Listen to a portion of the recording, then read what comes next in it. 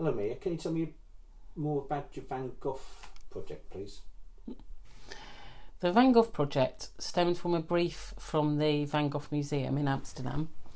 They wanted us to create an installation to engage 13 to 18-year-olds in art.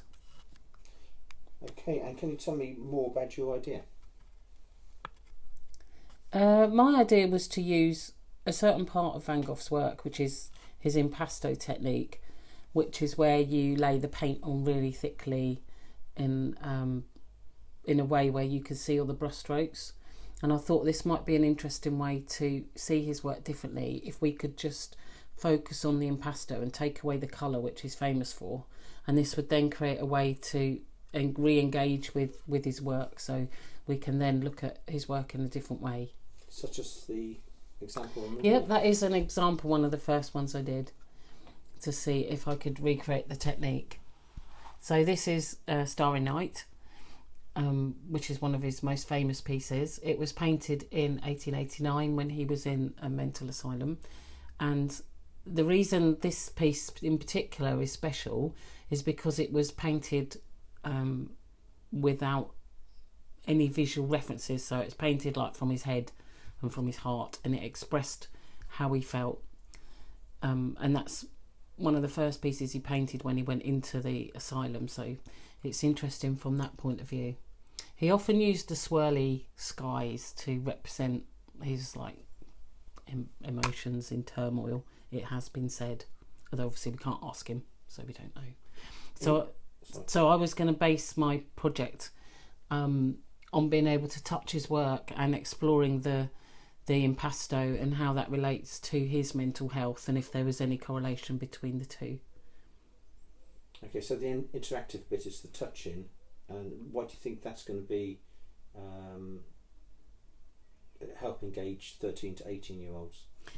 Yeah, the interactive element is that you would touch the blank impasto, and then it would reveal the painting. I can show you an example of what I mean later. The reason I feel this would work for engaging 13 to 18-year-olds is that they are digital natives. They're born up with all they've ever known is digital devices and the digital world, so we need to engage with them on their own level using that kind of platform. So it needed to be something a little bit quirky, something with a technical element to it, and something with a kind of wow surprise factor. I feel that this installation does that. Okay. And you've got some examples there? Or? I do. When I first started developing the project, I did some tests with different materials to see specifically how the projection would work in different ways. So I started off with this one, which is the white version, a bit similar to this one you can see here. I actually went on to take a cast from this, but the problem I had with this and using the leap motion technology to track where the touches are on the surface is that it glares off the whiteness. So because of the glare from the light, the sensors can't see where your hands are. So from that I learned that I need this surface to be not white. And with further experimentation, I found like a mid-grey colour that works really well. So you can still see the technique, the highs and lows, but it doesn't glare off. And so I then made a cast from that with a view to projecting from underneath through the surface, so that you didn't get people's hands blocking the projection.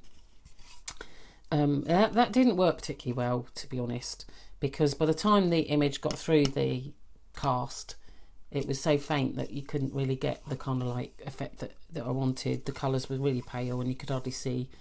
So from that I established that it needed to be a solid background colour. But it was interesting nonetheless. And after that I thought maybe it needs to be a bit more opaque. So I did some other tests with a different type of rubber silicone, which would also feel a bit different as well. So that does come out a bit more opaque, but it doesn't work very successfully. It smells a bit funny. It's not very hard wearing. You can just peel it off. And you can really see the textures like that. You can see the texture, but it's not a nice thing to touch because it's like a little bit slimy. Do you want to touch? Okay, thank you. So what do you think? Yes, yes. Does it feel? How does it feel to you? It feels textured, sure. So, would these be on single tables, or how would you have it? So I'm just trying to get my yeah. So I can show you some visuals. So the way I wanted to use these is to tell a story with the impasto and his mental health and basically how he was feeling. So with him having created over 2,000 pieces to choose from, I was a bit overwhelmed. So I narrowed that down into just 1889 to 90, which is when he submitted himself into the asylum for that year and did a lot of his most vibrant work.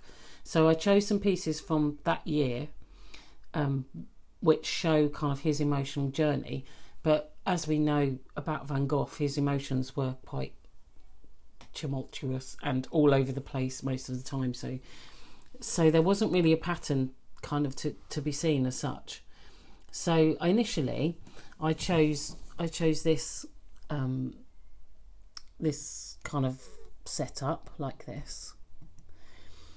And there is a correlation between these views being the same view but painted at different times. Yes. So that is actually a reflection of this. You can see the cypress tree there and there, and that's exactly the same view. But it's one of them Starry Night. That one there is.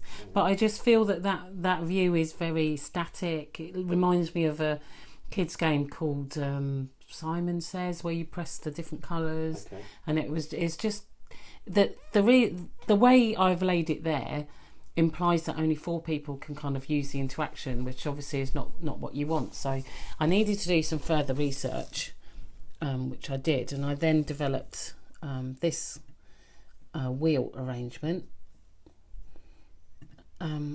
which is more of a kind of like broken up images. So I've got 2 images on the outside from when he first went into the asylum, and then the ones in the middle are a lot softer, and that was a kind of quieter period for him. But bear in mind, we're just going to see the impasto until it's touched. Yes. And then the projection will appear, and the centre circle is the bright vibrant yellow and blues, which he loved so much. So I wanted to show the progression from the darkness to the light. How big is that, Leah? The final, that prototype is 1.2 metres across, so it's a good size to get about 6 to 8 people around it. The table, when it's finished, will look like this. To give you a bit more of an idea of how it works. So that's the table with all the textures on. Okay. Obviously, that's a larger size one. 2 users. Yeah.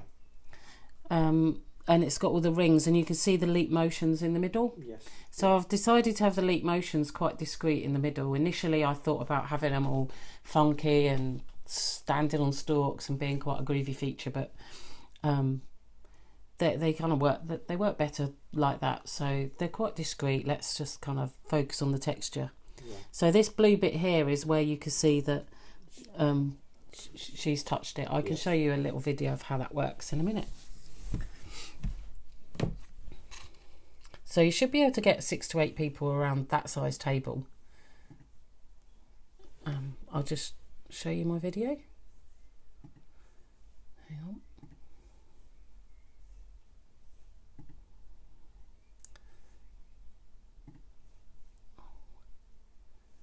I can't make it big. I can't make it full size. So. Okay, so this is a video of how the projection will work.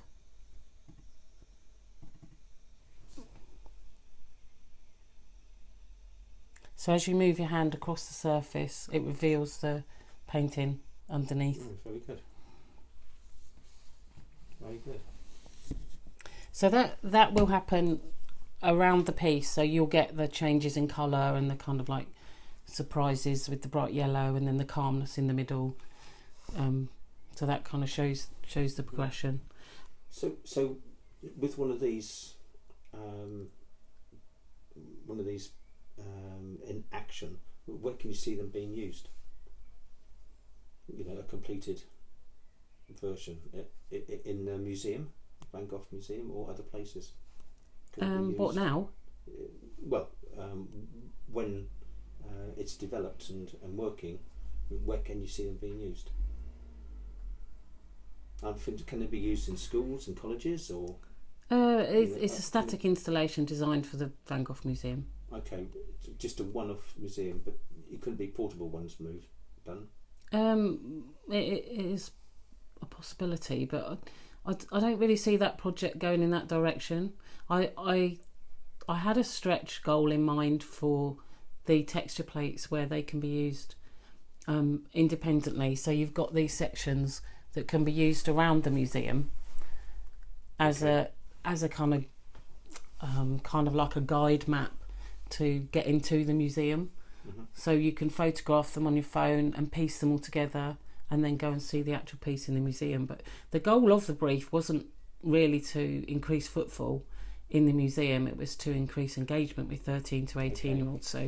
So with them being out and about in Amsterdam, I thought that might be a good way to also use the technique. So with the impasto technique, I wanted to create an authentic feel of being able to touch his work. So ultimately the texture table will be a 3D rendition of his actual work. So that would all need to come from the original scans that the owners hold of the pieces. So that creates that authentic edge to touching his work. Yeah. Because it's touching, I suppose it's going to be it'll be inclusive to a lot of particular groups and ages, as well as 13 to 18 year olds. Yeah, I wanted to design an installation that was fully inclusive for all disabilities. So if you couldn't see, for instance, this would be really lovely. But for that purpose, I was going to add in audio to the installation. So that's yet to be developed, but the basic kind of idea is that when you touch a piece with the lower, deeper colours, they would have a deeper tone and maybe a vibration, and the higher colours would be a higher pitch. So that can be through headphones or headset, or even like via your Wi-Fi on your phone app, so that even if you couldn't see the interaction, you could feel it and hear it as well as touching the work. Are there any plans to take this idea forward? Yeah, I will be building it over the summer, and hopefully for the year-end show it will be fully working and in place. Very good. Well, thank you very much for your great idea and your time. Thank you.